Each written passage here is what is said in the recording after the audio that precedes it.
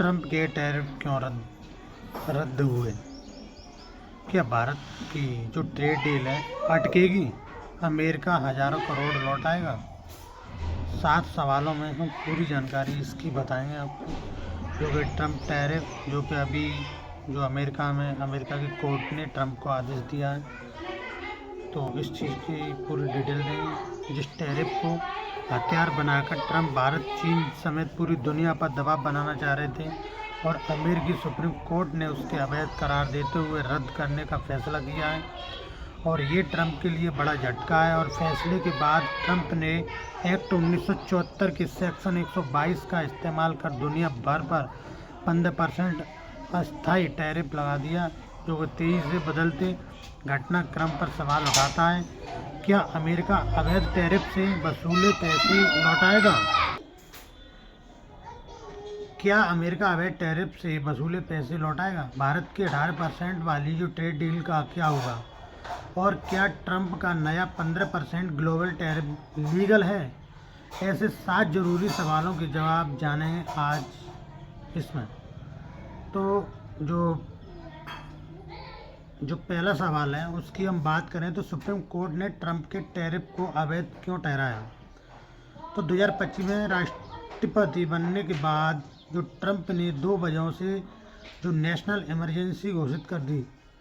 पहली, जो Canada, Mexico जैसे देशों में जो नशीली दवाएं आती हैं। दूसरी, अमेरिका के दूसरे देशों के साथ व्यापार घाटा राष्ट्रीय सुरक्षा के लिए खतरा। उन्होंने international emergency economic powers act यानी कि IEEPA के लागू करने के दुनिया भर में जो शिपिंग टैरिफ लागू किया और इससे चीन, कनाडा, मैक्सिको, भारत जैसे देशों पर ज़्यादा दबाव पड़ा। तो ट्रंप ने जो IEEPA ने जो EEP के जरिए टैरिफ लगाया, पूरा नाम था इसका international emergency economic power act. और ये कब बना? ये 1977 में अमेरिकी संसद ने बनाया। मकसद था इसका, अगर अमेरिका को दूसरे देशों से कोई बड़ा खतरा हो तो सरकार तुरंत आर्थिक कदम उठा सके। IEEPA का इस्तेमाल जो विदेशी संपत्तियों को फ्रीज करना और डॉलर ट्रांजैक्शन और बैंकिंग को कंट्रोल करने में, इंपोर्ट एक्सपोर्ट पर पाबंदी लगाने में, तुरंत आर्थिक फैसले लागू करने में 80+ बार अब तक IEEPA का इस्तेमाल हुआ है। 80 से ज़्यादा बार इसका इस्तेमाल हुआ है। सबसे ज़्यादा इस्तेमाल डोनाल्ड ट्रंप ने किया है।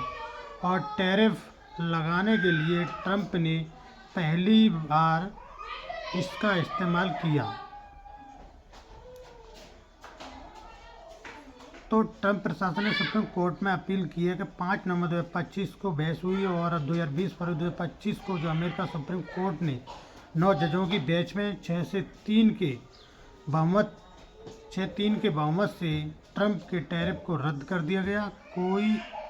और कोर्ट ने कहा कि प्रेसिडेंट ट्रंप ने 1977 के IEEPA के तहत जो व्यापारिक जो टैरिफ लगाए हैं वो अवैध हैं। और जो दूसरा सवाल है, क्या ट्रंप के लगाए सभी तरह के टैरिफ रद्द हो जाते हैं? तो इसमें बता दें कि ट्रंप चीन पर 2 बार में 30% से फेंटेनल टैरिफ लगाया, जिससे अक्टूबर 2025 में घटाकर 10% कर दिया। वहीं कनाडा, अमेरिका, मैक्सिको पर 25% टैरिफ लगाया था। मैक्सिको पर 25% फेंटेनल टैरिफ लगाया था। और जो तीसरा सवाल है, बेस लाइन और रेसिप्रोकल टैरिफ। रेसिप्रोकल तो इसका मतलब ये है कि 5 अप्रैल 2025 से सभी देशों पर 10% बेस लाइन टैरिफ और इसके अलावा कंबोडिया, जापान और भारत जैसे 16 देशों पर 24% से लेकर 49% तक रेसिप्रोकल यानी कि जैसे को तैसा वाला हाई टैरिफ लगाया था। जो रेसिप्रोकल टैरिफ का मतलब ये होता है जैसा का तैसा, जौन सा देश उस पर अमेरिका पे टैरिफ लगाएगा तो वो उल्टा उस पर लगाएगा। ये होता है बेस लाइन और रेसिप्रोकल टैरिफ।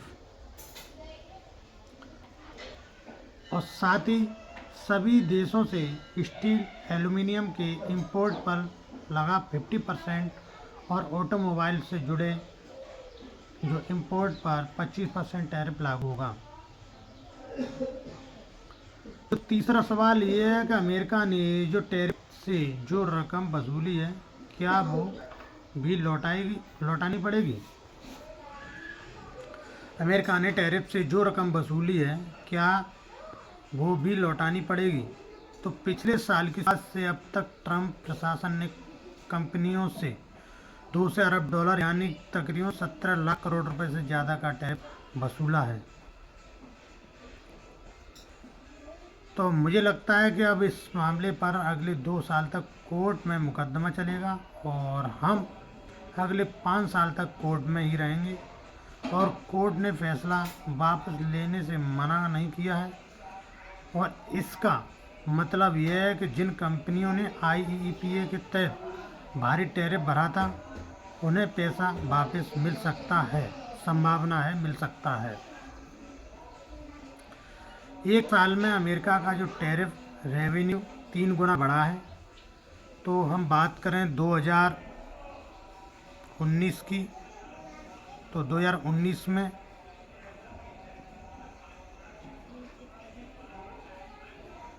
87.9%, 2020 में 83.1%, 2021 में 102.5%, 2022 में 15.9% और 2023 में 94.5% और 2025 में 98.3% और 2025 के जो अब और सबसे जो हाई है 2025 का वो है 288.5%, जो कि 3 गुना पहले था, 90 के करीब था, 29-27, तो 3 गुना आप समझ सकते हो टैरिफ बढ़ा दिया ट्रंप ने। ऐसे में सरकार के सामने 2 संकट खड़े हुए हैं, एक रिफंड का दबाव। ऐसे में सरकार के जो सामने 2 संकट खड़े हुए हैं, एक रिफंड का दबाव, दूसरा टैरिफ नीति का भविष्य। और शायद इसी दबाव में ट्रंप ने तुरंत नया कदम भी उठाया है। और फैसले के बाद ट्रंप ने 10% ग्लोबल टैरिफ क्यों लगाया। देखो, सेक्शन 122 जो अमेरिका के एक कानून का हिस्सा है जिसमें ट्रंप एक्ट ऑफ 1974 कहा जाता है, जो कि 24 घंटे के भीतर ट्रंप ने 10% को बढ़ाकर 15% कर दिया। और यह कानून अमेरिका राष्ट्रपति को अधिकार देता है कि अगर देश को अचानक व्यापार घाटे या आर्थिक संकट का खतरा हो तो वे तुरंत आयात पर टैरिफ लगा सकते हैं।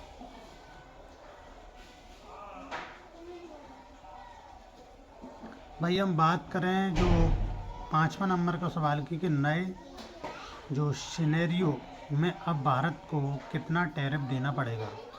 तो हम बात करें अपने भारत की, तो अभी देशों की तो सभी देशों की तरह भारत पर भी अब 15% ग्लोबल टैरिफ लगना चाहिए। और वाइट हाउस में भी स्पष्ट किया गया है कि फ़िलहाल सभी देशों पर स्थायी रूप से 15% टैरिफ लागू होगा। स्थायी रूप से सभी देशों पर 15% टैरिफ लागू होगा। और 6वें सवाल की बात करें तो भारत अमेरिका के जो बीच जो 18% की ट्रेड डील होने वाली है उसका क्या होगा। तो इसके बारे में हम बात करें तो भारत 18% टैरिफ ही देगा जैसा कि ट्रेड डील में तय हुआ था। और उन्होंने कहा है कि डील फेयर है और भारत अब पहले जैसा फ़ायदा नहीं उठा पाएगा। अगर ट्रेड डील उसी रूप में लागू होती है तो भारत को 18% टैरिफ देना होगा।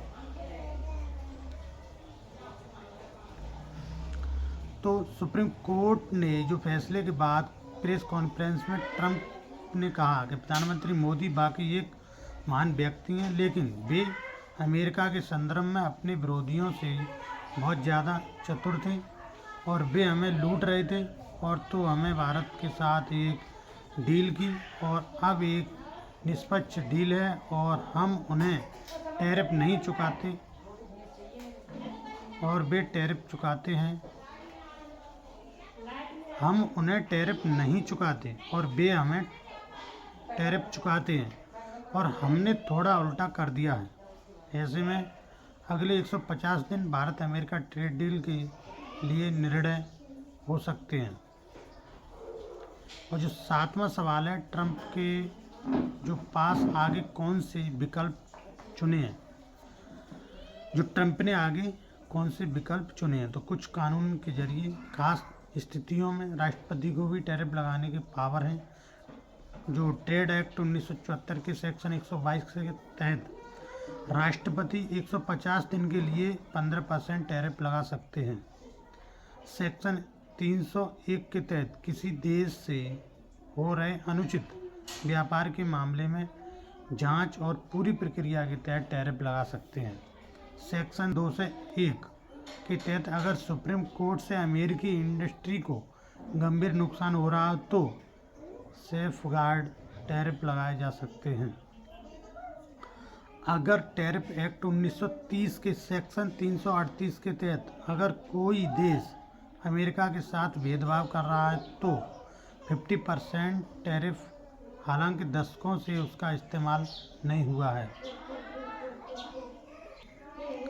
435 मेंबर्स की जो कांग्रेस में जो ट्रंप की पार्टी जो रिपब्लिकन के 2 से 18, जबकि विपक्षी पार्टी डेमोक्रेटिक के 2 से 13 सांसद हैं, जबकि 100 मेंबर्स की सीनेट में 53 रिपब्लिकन और 17 डेमोक्रेट हैं। हालांकि टैरिफ के खिलाफ अमेरिका में सेंटीमेंट को देखते हुए वो इसे पास करने से परहेज करेंगे।